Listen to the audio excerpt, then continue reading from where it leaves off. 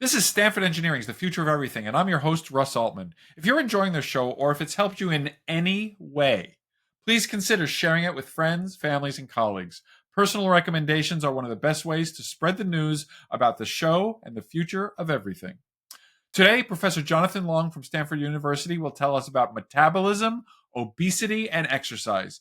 He's an expert at the chemicals that get released by your body before and after exercise, and he's using that to understand ways that we can fight the obesity epidemic, the diabetes epidemic, and even someday have an exercise pill. It's the future of exercise.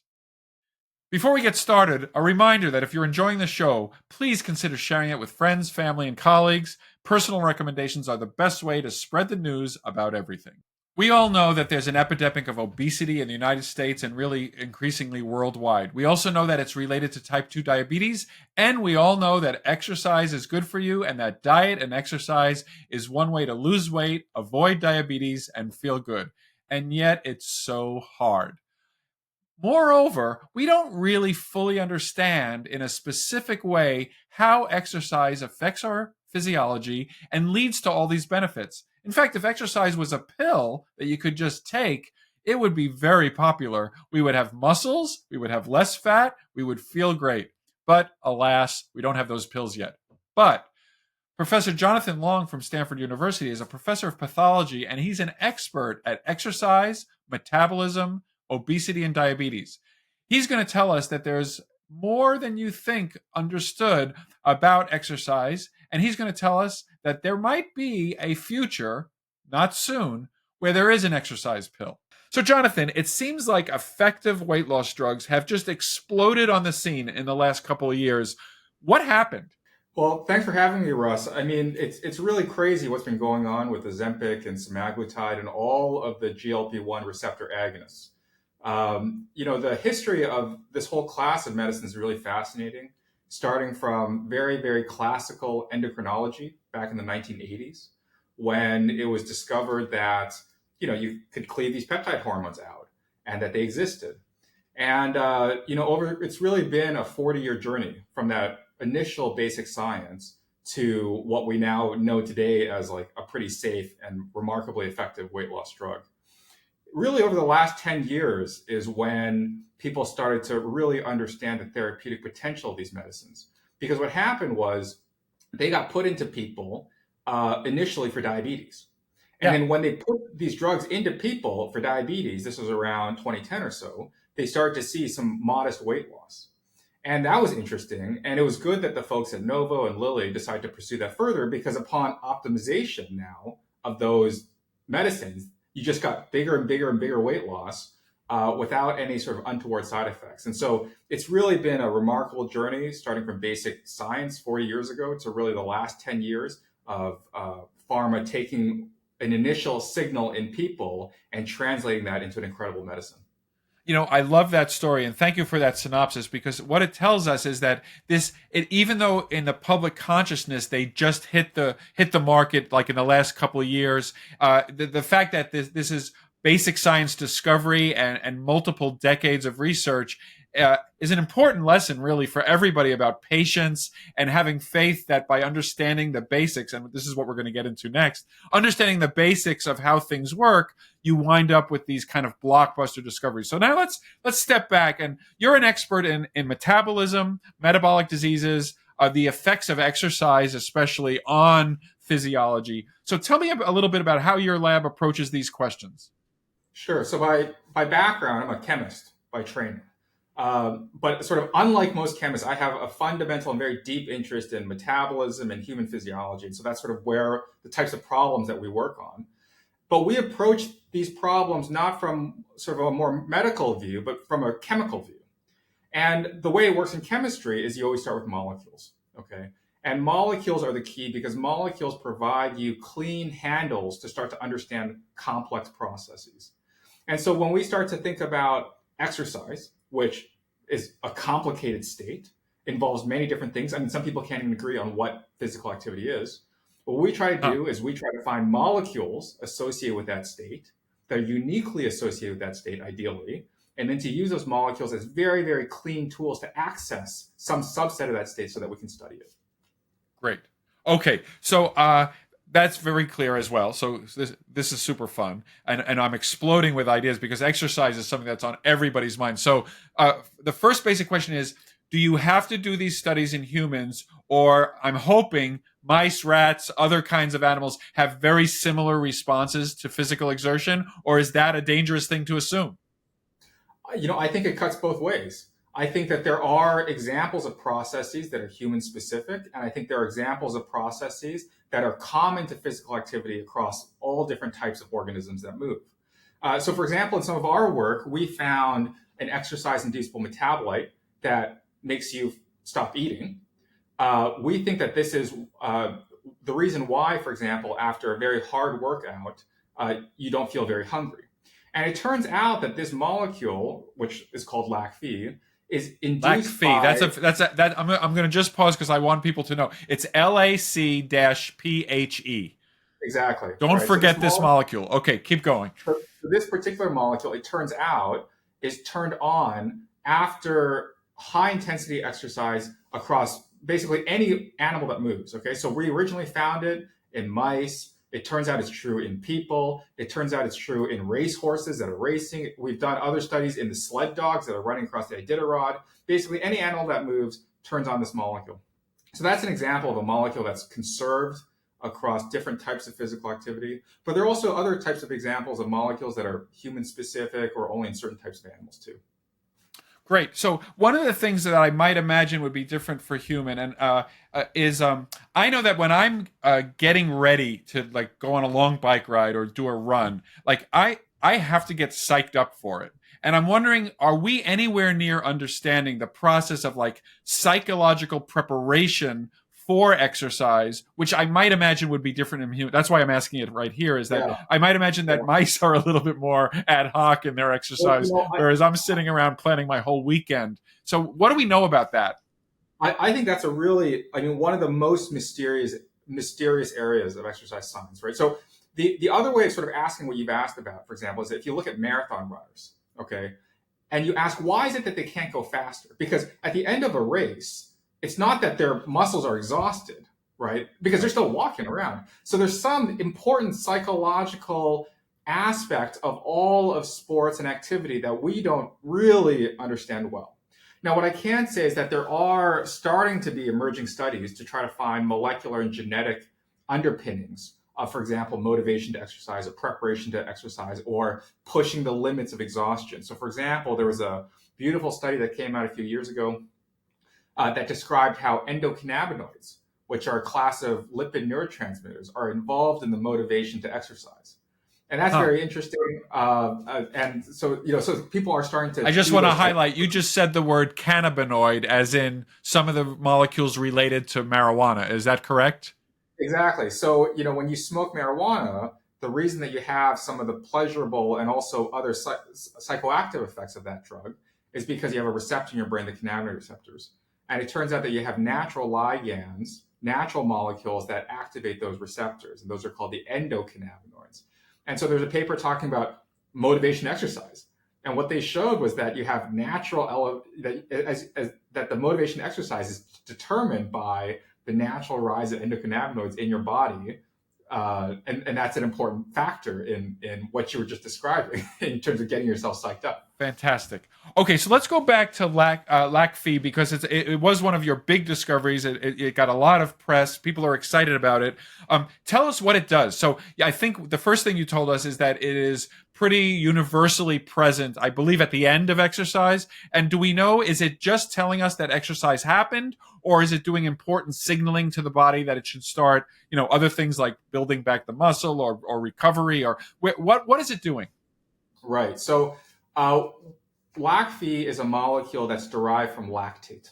Okay, so high lactate levels cause the production of Lac-Phe, and that's why it rises so dramatically after sprint exercise. And then what we found, it probably does many, many things, but the first thing that we found it does is it goes to the brain to suppress your food intake and suppress feeding and appetite. Okay, and so as I mentioned, we think that this is why, for example, you don't feel hungry after a very hard workout. Now, we've since learned that where this molecule is actually made is in your gut. So it turns out there are intestinal epithelial cells in your gut that make Lac-Phe. And so this represents sort of a gut to brain axis that's controlling feeding behaviors. But of course, the gut to brain axis controls many, many other things, including, for example, feelings related to anxiety and depression or happiness or different types of motivations or the behaviors. We all have had a stomach ache when we're nervous about something that's about to happen, right? That's part of the same phenomenon. Exactly. And so we are actively looking at other ththings that Lac-Phe might be doing related to the gut-brain axis. But one thing it does for sure is feeding, and probably many other things in the brain as well. Okay, great. And presumably the lac part is from the lactate, and that's provided by the muscles that are producing, and it kind of goes to the gut. The gut creates this molecule. How long does the molecule last before it's like down to baseline levels? In humans, it lasts a really long time. So if you, for example, have a person and you give them what's called a cardiopulmonary treadmill test. Okay, you basically put them on a treadmill and tell them to run until they want to stop. Okay, so they'll run for 10 minutes, be very exhausted. Lactate levels are through the roof. Lac-Phe levels are through the roof. And if you now look at 1 hour later, the lactate levels will have come back down to baseline, but Lac-Phe levels still remain high. If you check 6 hours later, it's still very high. Okay, and it only comes back down after 12 hours or 18 hours in people. And so it lasts a very, very long time after a single bout of acute exercise in people. And what's so interesting about that, by the way, is that what that means is this is, I think, part of our body's sensory system that can convert a very, very short stimulus, like a high intensity interval training session, into a very long and profound effect physiologically, right? Yes. This is part of the chemical logic by which that happens. Yeah, that really is. That's very helpful because that does make sense. Because the question is, okay, I only did it for 10 minutes, and an hour later, I'm back on the couch watching The Simpsons. Why am I still getting benefit? And now you're beginning to understand that these molecules are hanging around. So what happens if what's the difference between the response in a very well trained athlete and a weekend warrior or a couch potato? That's a great question that we've just started to look at because we've only started to recently get access to those type of samples. And what I can tell you is that it all has to do with how they metabolize lactate. So in a very well-trained individual, they typically have develop very good systems for metabolizing and handling their lactate. What that means is in those individuals, actually the Lac-Phe doesn't go up as high. Whereas if you take an untrained individual who does not have those systems built in now after training to handle their lactate spikes through the roof, and their Lac-Phe also spikes through the roof. And so we think that there's a more pronounced effect of this whole pathway in untrained individuals versus trained individuals. Fascinating. Okay, so I want to get to diabetes because you study exercise, but part of your motivation, if I understand it correctly, is trying to understand metabolic disease, and kind of the king or queen of metabolic diseases in many ways is type 2 diabetes. It's a scourge in our population. It's becoming a global problem. What are we learning about diabetes and the relationships to exercise and metabolic physiology, and maybe these molecules? You haven't mentioned whether Lac-Phe has anything to do with diabetes directly. So where are we in understanding that? And because we started out with the discussion of these drugs, many of which started out as diabetes drugs. Exactly. So, you're absolutely right that, for example, diabetes and exercise and obesity all go hand in hand, right? And in fact, diabetes complications are one of the major problems associated with being obese. You can't control your blood sugar. You have diabetic retinopathy. You have all sorts of problems associated with uncontrolled blood sugar. Now, right now where we are is it's very clear with the new drugs that are available, Ozempic and all the other GLP-1 receptor agonists, that as you start to control your body weight, that alone is sufficient to confer control over diabetes. Okay. And so now, instead of, for example, thinking about these as separate things, now more of the thinking is, how do we start to lower body weight safely and effectively? Because if we can do that alone, we start to resolve some of these obesity-associated problems, which include, for example, diabetes, include fatty liver disease and hepatosteatosis, which include dyslipidemia and cardiovascular complications. And so we've been mostly focused on the energy balance side of things. Now, you asked about Lac-Phe and diabetes. So it turns out that if you give Lac-Phe to obese animal models, what happens is they start to lose weight, and actually their diabetes resolves, okay? But we think that that's not necessarily a direct effect of Lac-Phe on the glucose control systems, but is a secondary effect to the fact that the animals are now leaner and therefore metabolically healthier more generally. Oh, I see. So, yeah, so there is this legitimate question of what's the mechanism of action by which Lac-Phe it makes these changes. So, do you see, so I was going to ask you, and I think now is the time, do you see Lac-Phe as being the core idea for a new weight loss drug? Or do you think we've already captured most of what it does with the existing drugs? Well, I think that this is the core, but we have to put it in the right context, okay? And the analogy I would draw is what we talked about at the very beginning with the GLP-1 drugs. The first, I mean, we understand this now as a blockbuster weight loss medicine, but the first indications that it might be something were in the 1980s with academic experiments that were done at the NGH, okay? And now, 40 years later, we've translated that in a very, very successful way. What I think where we are with exercise science broadly and where we are in our current lab right now with Lac-Phe is where we were with GLP-1 in the 1980s. We're just uncovering the fundamental basic sciences and basic understanding of the pathway so that we can set ourselves up over the next decades to try to think about what parts of this pathway might be therapeutically harnessable for the next generation of weight loss medicines or the next generation of anti-diabetic medicines. So I think that's where we are. Yeah. So and just to finish up this segment, let me ask you about you were talking about diabetes and the direct and maybe indirect effects of Lac-Phe, and that raises this larger question that I wanted to ask, which is, does it matter how a person loses weight? Or is the only point or the main point to lose the weight? So you can imagine that I could take drugs, I could exercise, I could stop eating, I could do all three of those. You and I have friends who are doing this kind of proactively for life extension reasons. Maybe we'll get into that later. From your understanding of the basic chemistry, does it matter? So I'll give you a yes and a no answer. Okay. Okay, good. So the no answer is, if you are overweight or obese, it's always good to lose weight and come down to a normal, healthy weight, because the increased body weight alone puts you at risk of all these cardiometabolic complications. Okay. Yep. So that's the no part of the answer. But there is an important yes part of the answer, which is that as you start to lose weight, weight in our bodies can come from two places. It can come from either fat mass or lean mass, which is muscle tissue. Okay. And what you would like to do is you would like to lose fat, but preserve your lean muscle mass. And so what that means, for example, is that you would like to keep resistance training to keep your lean mass while you're, for example, reducing your caloric intake so you can lose the fat mass. Okay. And it's very, very difficult as someone loses weight to change the body composition. So it's very, very difficult to maintain the fat loss while keeping all your lean mass. But to the extent that you do want to do that, that would be the ideal situation. Okay. So to summarize and to answer your question, what you want to do is, if you're overweight, you want to lose weight.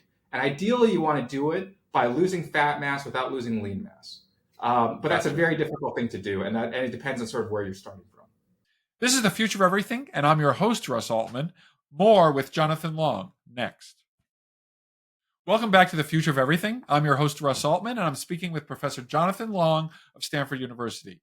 In the last segment, Jonathan told us about this very exciting molecule, Lac-Phe, that builds up after exercise, suppresses your appetite, and is involved in all the signals that tell your body that you just had a good exercise session.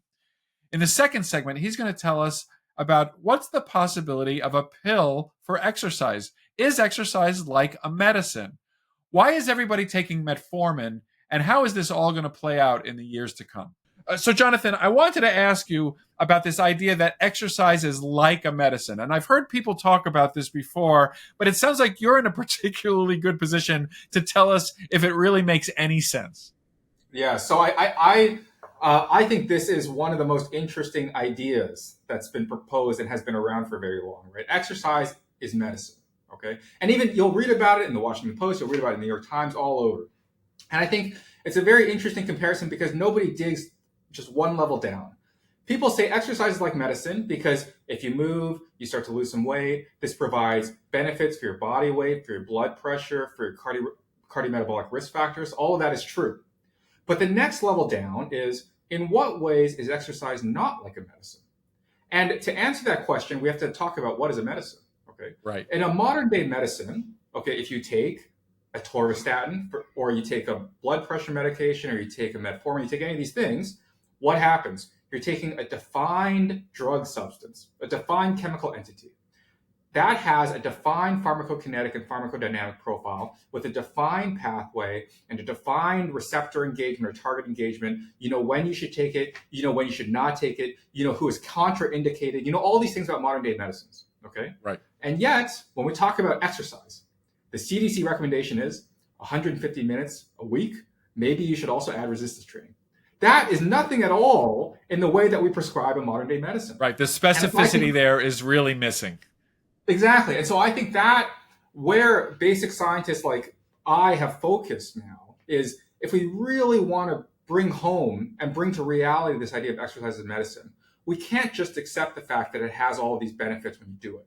What we have to do is define physical activity at the resolution that we define modern medicines. What is a molecule? And now earlier in our conversation, you made an allusion to the fact that there's even disagreement about what constitutes physical activity. So where are we in that debate? There's still disagreement, but I can tell you that, for example, from our work, I can define for you whether or not you've done sprint exercise by how much Lac-Phe you have. Okay? And so now we're starting to define in a much more nuanced, in a much more chemical, and a much more molecular way what different types of activity are. I can tell you that, for example, sprinting at a molecular and chemical level is different than walking around the block. Because when you walk around the block, your Lac-Phe levels do not change. And that's the first time that we've actually been able to define very clearly what the difference is between those two different types of physical activity. And I think as we start to understand more the molecules of exercise, as we start to understand more molecules that, for example, are specifically induced by resistance training, that are not induced by endurance training, we'll be able to start to dissect out what exercise actually is and to be able to define in the same way that we define modern medicines. Yeah, so this is a chance for me to ask you about metformin. So metformin is a diabetes drug. We've been using it for a couple of decades or longer. But recently, we've noticed that people are starting to take metformin for things like life extension or to lose weight where they're not really obese, they don't have diabetes. Where does metformin fit into your world? It's a small molecule. Is it totally separate from all these issues, or is it intricately enmeshed? So you would, from first principles, think, well, we discovered Lac-Phe in the context of exercise. You're talking about something totally different, a diabetes drug, metformin. These things should be totally unrelated. But actually what we found, and that was just reported this year, was that both exercise and metformin stimulate this Lac-Phe pathway. Okay. Oh. So in people that are taking metformin, metformin actually in people is a stronger inducer of Lac-Phe than sprint exercises. Okay. And that's sort of a very unexpected connection between two very, very different things. And we can show, at least in the mouse models, that the reason that you get weight loss on metformin is because of metformin's ability to increase Lac-Phe. And so I think that also highlights sort of the advantage of trying to understand these things from a chemical and molecular perspective, which is that we have now said, actually, these two things you think are very different. Sprinting and this anti-diabetic drug. Unbelievable. These are actually intimately connected. They converge on the same molecular and chemical pathways.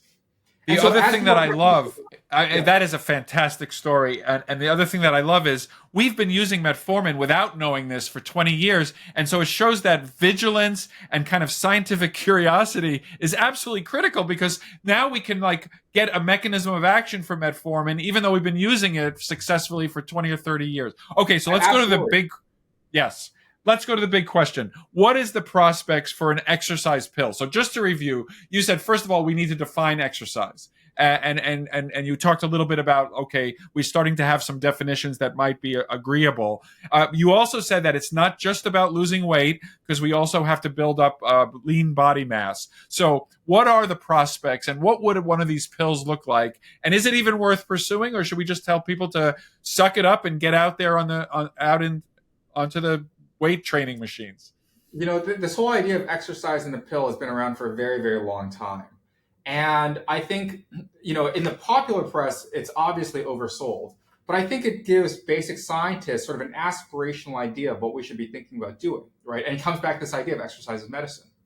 If we really want to make exercise as medicine a reality, what we ought to be able to do is understand the pathways of exercise well enough that we could develop a therapeutic that hijacks exercise pathways so that we can get some of the benefits. For example, especially in older individuals who can't exercise with as high intensity or as hard as they would need to get certain benefits, it could be very beneficial to have such a molecule exercise in a pill. And so, but I think also as basic scientists, we need to be very careful about how we're selling this to the public, which is to say that where are we in this? Okay, and it comes back to the very beginning of our conversation. Where we are is where the GLP-1 medicines were in the 1980s. We're in the fundamental basement here of trying to understand the science. Okay, and when we talk about exercise as a pill, or exercise in a pill, or exercise in medicine, what we have to appreciate is that what we're really promising is maybe something that's going to come decades down the road built on this fundamental understanding. So I believe that we'll be able to get there, absolutely. But it's going to be on a much longer time horizon than people would like to have. It also, I mean, we're not ready to start designing the pill, but it occurs to me that we have multiple goals here in terms of losing fat and gaining muscle, and those might be two separate. It might be a pill that has two different compounds in it. I mean, as long as we're speculating, right? So that's exactly right. As we start to think about exercise and the benefits of exercise, it may be that different pathways and different molecules are mediating different effects. That Lac-Phe is mediating the effect on your appetite, that there's a different molecule mediating the effect to build strong bones and connective tissue. There's a different molecule that's mediating the antidepressive effects of physical activity. Okay. And so as we start to think about that and uncover that, we may be able to, I mean, that's what we need to understand now in order to get to where you're talking about in the future. Not to mention that profound sense of loss of anxiety and kind of complacency that you get after a very vigorous exercise, which is, they call it the runner's high or whatever. And that may or may not involve Lac-Phe, but you were talking about endocannabinoids and things. Right. So now I'm thinking about there's at least 3 molecules in there for the fat, for the muscle, and for the sense of well-being that you need to get from the exercise pill. Exactly. Absolutely. Okay. Thanks to Jonathan Long. That was the future of exercise. Thanks for tuning into this episode. With over 250 episodes in our archive, you have instant access to a wide range of discussions on the future of everything. Please remember to hit follow in the app that you're listening in now. This will guarantee that you never miss out on an episode and that you're fully aware of the future of everything. You can connect with me on X or Twitter at RB Altman, and you can connect with Stanford Engineering at Stanford ENG.